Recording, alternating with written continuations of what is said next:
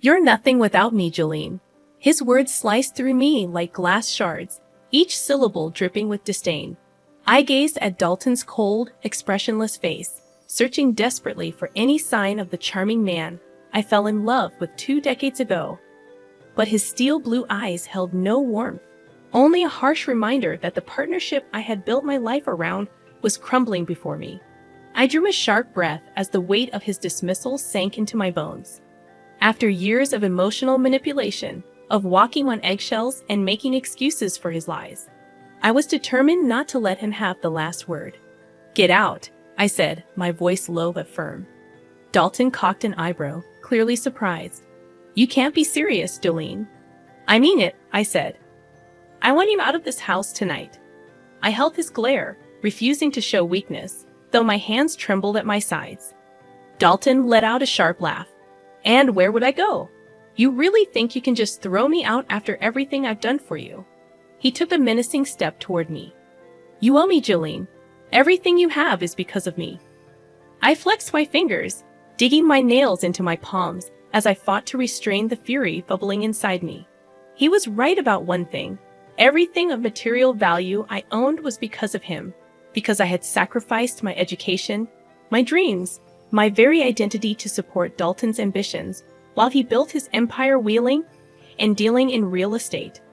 I had worked tirelessly behind the scenes, hosting his clients, raising our son, managing his affairs, so Dalton was free to secure bigger deals and reap the fortunes.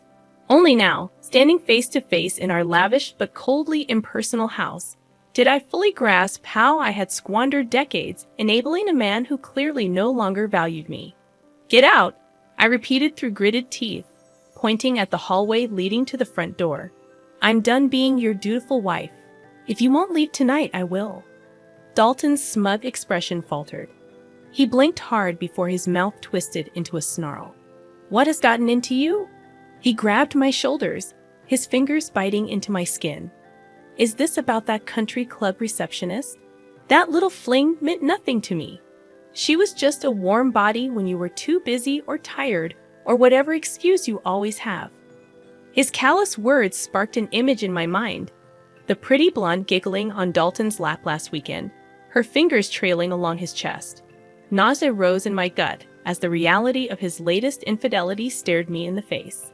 I wrenched from his grasp, hot tears stinging my eyes. "Just go," I whispered. "Please, Grant deserves better than to have his final years tainted by the unraveling of his only son's marriage." At the mention of his ailing father, Dalton's face softened slightly.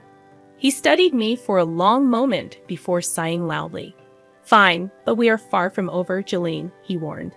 He brushed past me toward the bedroom, emerging minutes later with an overnight bag. He paused at the front door. "You really think you can make it out there without me?" He shook his head with a sneer. "Mark my words, you'll come crawling back." The door slammed shut behind him with an air of grim finality. I stood rigid, listening to the fading crunch of gravel as Dalton's sleek Mercedes disappeared into the night. In the deafening stillness, I became startlingly aware of my aloneness. I roamed from room to room, engulfed by the gnawing emptiness within me, which slowly solidified into a cold but unyielding determination. Dalton had underestimated me for the final time. Waking abruptly, I was momentarily disoriented by my unfamiliar surroundings. As consciousness settled in, the events of the previous night flooded back. Dalton's callous dismissal, our explosive argument, and his dramatic departure. Sitting up on the plush guest room sofa where I had collapsed in the early hours, I was greeted by the first rays of dawn seeping through the tall windows, casting a mocking cheerfulness about the room. Swinging my legs over the side, I buried my head in my hands with a groan, grappling with the question of what to do next.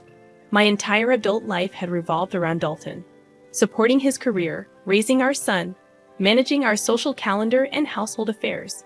Now, for the first time in decades, I was utterly alone. A wave of melancholy washed over me as I reminisced about simpler times, sharing secret smiles over the bakery counter with the charming business student who had tirelessly pursued me during my freshman year of college. Dalton had been enchanting in those early days, lavishing me with affectionate gestures and gifts. I was the pride of my small hometown when the most eligible bachelor chose me. When Dalton proposed just 8 months after we met, I stunned my family by dropping out of school to plan our whirlwind wedding. Caught up in the intoxicating rush of young love, I couldn't fathom denying Dalton anything. However, as Dalton's ambitions swelled, the sweet gestures gradually faded. He criticized my modest career aspirations, convincing me that staying home with future children was paramount. I buried my needs and independence to support his relentless climb up the corporate ladder. Somewhere along the way, amidst the demands of work, parenthood, and societal expectations, we ceased to be partners. Dalton's ego and self-interest consumed us both. Rising slowly from the couch, resigned to face this new and daunting phase of life alone, I began to gather my belongings. My gaze fell upon the antique desk in the corner of the room, another flashy sign of Dalton's growing wealth. On impulse, I pulled open the top drawer, where amidst the clutter of pens and rubber bands, my fingers brushed against a small, unfamiliar box, my heart racing. I retrieved the velvet case and unclasped it with trembling hands. Nestled inside was a gorgeous diamond tennis bracelet, glinting boldly in the morning light. Fresh anger coursed through me as I pictured Dalton fawning over one of his flings with this extravagant gift. It was yet another representation of his selfishness, lavishing treasures on his whims while I made do with the same jewelry he had given me decades ago. My bitterness swelled, usurping the grief that had threatened to overwhelm me. Dalton had smugly declared I couldn't survive without him, convinced I would never walk away from the comfortable life his wealth afforded. Staring down at the diamond bracelet, a bold idea took shape. Dalton wasn't the only one who could play dirty. If he wanted to underestimate me, I would show him just how cunning I could be. Snapping the box closed, I tucked it into my bag with renewed resolve. I had calls to make, an overpriced divorce lawyer, a savvy real estate agent, perhaps even a private investigator. I refused to emerge from this marriage broken and destitute, simply because Dalton assumed that was my only option.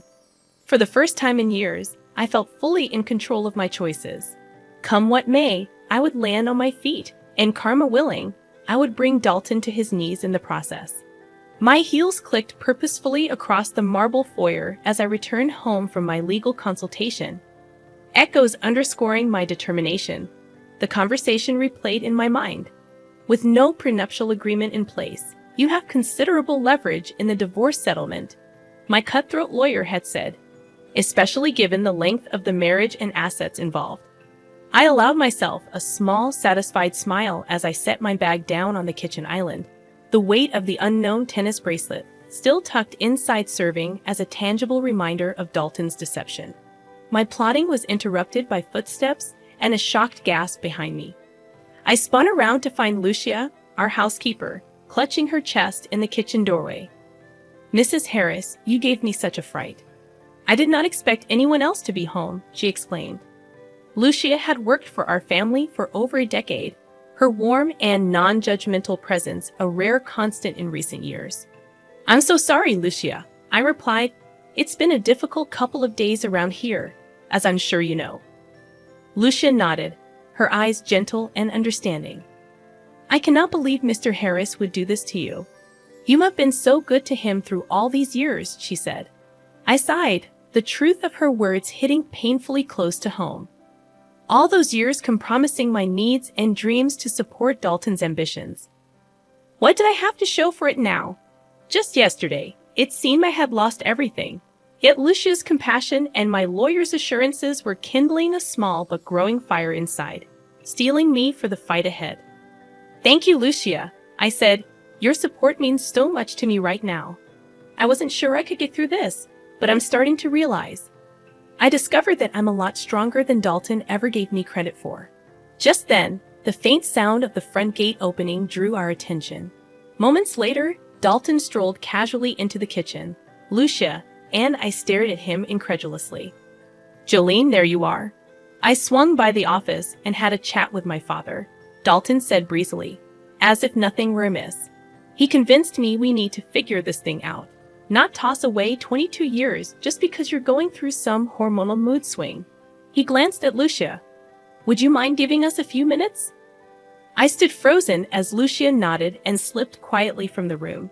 Dalton turned to me, his expression softening. Come now, Joe. I know things got a little heated the other night. He reached for my hand. We're under a lot of pressure. What with father's illness, Alex graduating, and work being more demanding than ever. When I still didn't respond, he gently grabbed my shoulders. I forgive you for your little outburst, all right?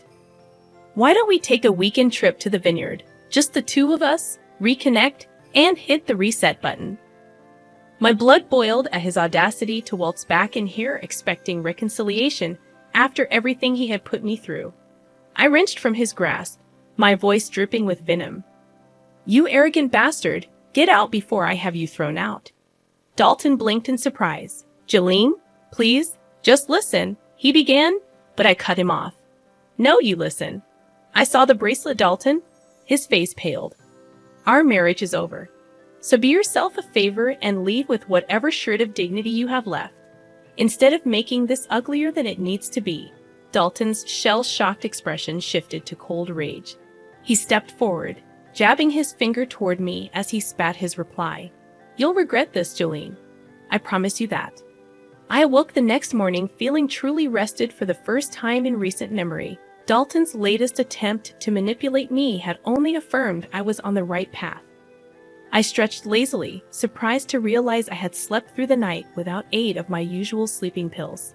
Throwing back the covers, I headed for the shower with fresh resolve, the conversation with my lawyer replaying in my mind. Document everything from this point forward. Every financial record you can get your hands on, any evidence of affairs. It will only strengthen your position. By the time I finished blow-drying my hair, I was brimming with purpose. I quickly dressed and headed straight for Dalton's home office. If he thought he could intimidate me into staying with veiled threats, he had another thing coming. I took control of my future as I rifled through Dalton's meticulously organized drawers and files, my hands expertly guiding me to the most relevant documents. Bank statements, investment reports, loan applications. I assembled anything that provided transparency into our financial lives, anything I could leverage to ensure I emerged from this divorce securely on my own 2 feet. Nearly 2 hours passed in a blur before I heard movements elsewhere in the house. I scrambled to return the home office to its original pristine condition just as Lucia appeared in the doorway. Mrs. Harris, pardon the interruption, but your lawyer is on the phone, she said tentatively. My heart leaped with renewed motivation. Snatching up my stuffed briefcase, I squeezed Lucia's shoulder appreciatively as I hurried past. Lou, you're a gem. Wish me luck, I called over my shoulder. Safely sequestered in my makeshift bedroom suite, I eagerly accepted the call. My lawyer's smooth voice greeted me on the other end of the line. Jolene, I have an update. My investigator uncovered something rather interesting. What followed was perhaps the final missing piece of the puzzle. In addition to evidence corroborating Dalton's long-term affair with his assistant, my lawyer had discovered questionable activity around my husband's latest real estate project. It appears Dalton and his business partner may be intentionally devaluing the property on paper while projecting high future returns to investors, he explained. It's not definitive fraud yet, but it's ethically questionable at minimum. I shook my head in disgust as I realized I had only scratched the surface of Dalton's deceit. After profusely thanking my lawyer for the update, I hung up the phone feeling more empowered than ever. I now held the keys for my liberation from Dalton's toxic web in every sense, emotionally, financially, socially. Emboldened by this newfound evidence, I found myself actually hoping Dalton would try confronting me again.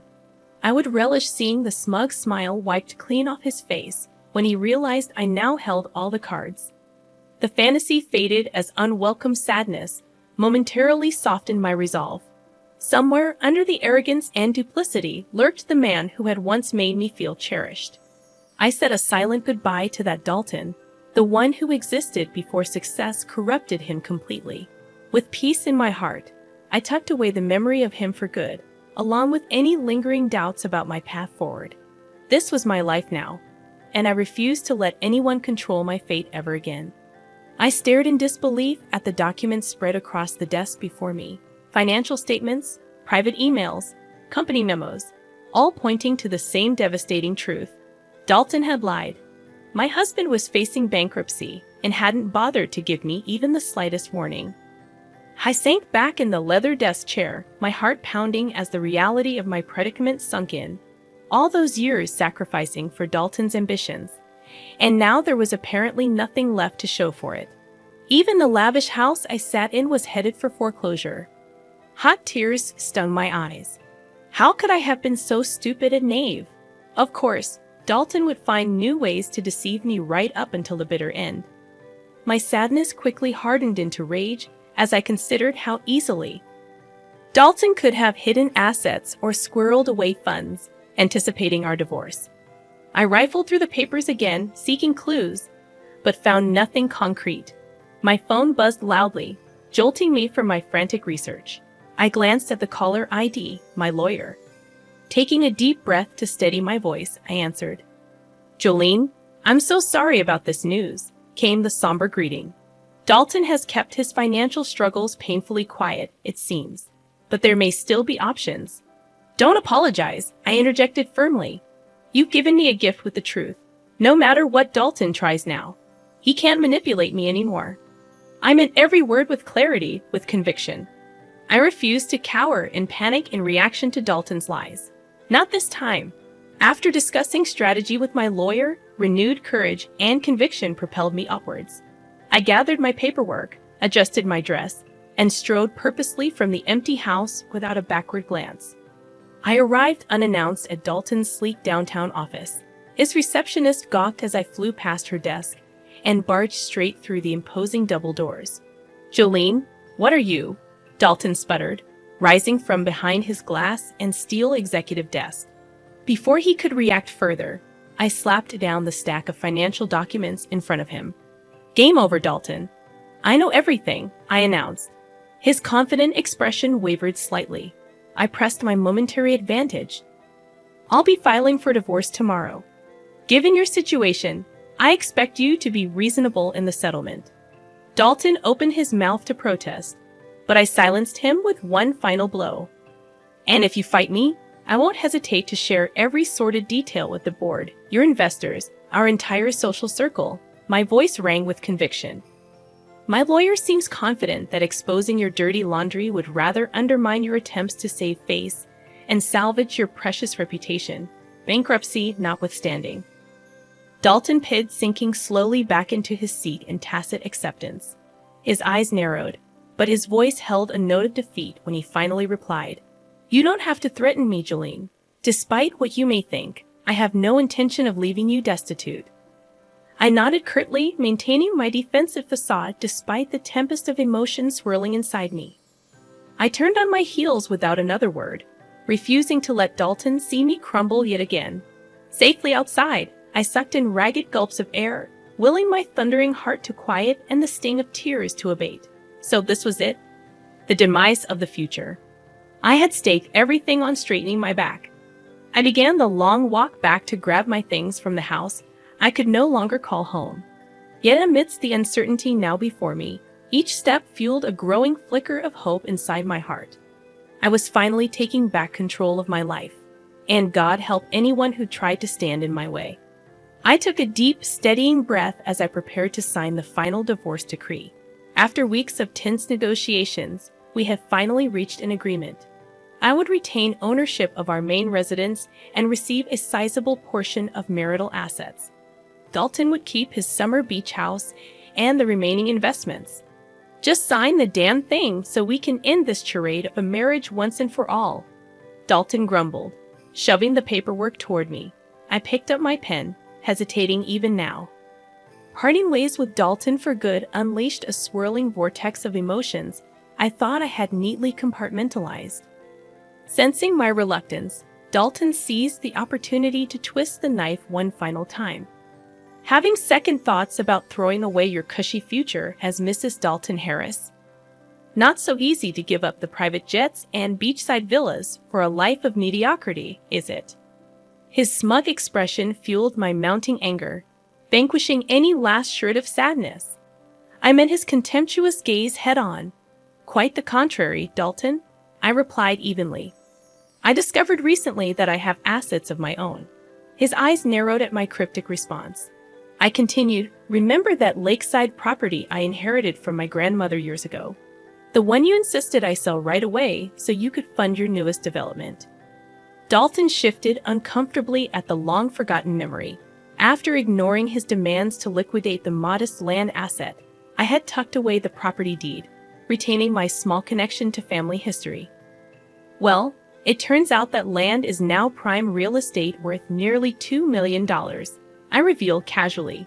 So you see, I'll manage just fine on my own. Dalton's face morphed from confusion to disbelief to outrage in quick succession. He sputtered indignantly, "What? You can't prove." "No matter." I cut off his rambling threats with a wave of my hand. "Don't waste your time or money, Dalton. The property is solely in my name. But by all means, take me to court if you need yet another public humiliation." I signed the divorce decree with flourish and pushed it back across the table, relishing this final victory. For a brief moment, I allowed smug satisfaction to replace the swirling emotions I had bottled up for too long. I stood calmly, gathering my belongings while Dalton stared at me wildly, the new reality settling over him. "Well, if we're quite finished here, gentlemen, I'll be on my way." I nodded graciously at our lawyers before turning my gaze back to Dalton. "I do hope you find some shred of human decency left in that dark heart of yours. For your sake at least, if not anyone else's." With those final words, I walked steadily from the room, only allowing myself to tremble with release once outside the oppressive atmosphere. I leaned against the cool brick wall, taking deep, healing breaths. The time had come to close this painful chapter for good and step wholly into a future of my own making. While Dalton grappled with his bitter comeuppance, I felt only lightness and liberty. Tomorrow would mark the first sunrise of a life no longer confined by secrets, manipulation, or the suffocation of stunted dreams. Against all odds, I had salvaged my sense of self from the ruins of betrayal, and nothing could dampen my spirit now. I heaved a satisfied sigh, admiring my surroundings. The blank walls and bare floors held only possibility, a far cry from the cold opulence of the home. The past few months had flown by in a flurry of fresh starts, new ventures, and overdue reckonings. The sale of my inherited lakefront property had left me with newfound financial independence. After the divorce, Dalton descended swiftly into disgrace as details of his shady business dealings came to light. Meanwhile, I embraced solitude and reveled in personal growth. Now, on the eve before opening day of my very own bakery, I paused to reflect on the circuitous route that had delivered me here. Failures often plant the seeds of later success, I mused, and what felt like loss and devastation ultimately cleared the way for truer fulfillment. My philosophical rumination ended abruptly with Lucia's signature cheerful greeting. "It smells heavenly in here already," she remarked. My longtime friend and confidant had left Dalton's employment to join me in this new endeavor. Her steadfast support through all my tribulations had been a rare gift. We spent the afternoon preparing a test batch of goodies showcasing my decadent family recipes. Tomorrow, these polished granite countertops would display baskets brimming with flaky croissants, glossy fruit tarts, and artisan breads. As we worked, laughing easily together, my phone buzzed loudly in my pocket. I dusted the flour from my hands before glancing at the caller ID, an international number I didn't recognize. Curiosity got the better of me. "Hello, Jolene Harris speaking." I answered briskly, prepared to terminate yet another sales solicitation. But the smooth, familiar voice I heard instead jolted me completely. "Jolene, it's Dalton." "I'm sorry for the out-of-the-blue call," he said, sounding uncharacteristically hesitant and deflated. Curiosity rooted me in place. "I just heard about your new bakery on social media." "Congratulations." His voice trailed off awkwardly. "Anyway, the reason I'm calling. I know my apology likely means nothing at this point, but I wanted to express my sincere regret for how everything unfolded." I stood frozen in stunned silence, trying to process Dalton's words as he continued haltingly. leaving you and losing the publicity battle afterwards. It finally knocked some sense into me. I discovered who my true supporters were. Lucia and I exchanged stunned looks. Was Dalton Harris actually demonstrating humility? When I still didn't respond, Dalton pressed on. I ended up relocating abroad to escape the drama and scrutiny. I have an opportunity to start fresh here. But before I did, I needed to make amends, to let you know how much I respect and admire you for landing on your feet. You didn't deserve how I treated you. I cleared my throat, regathering my wits after Dalton's emotional appeal. I appreciate you saying all of that, Dalton.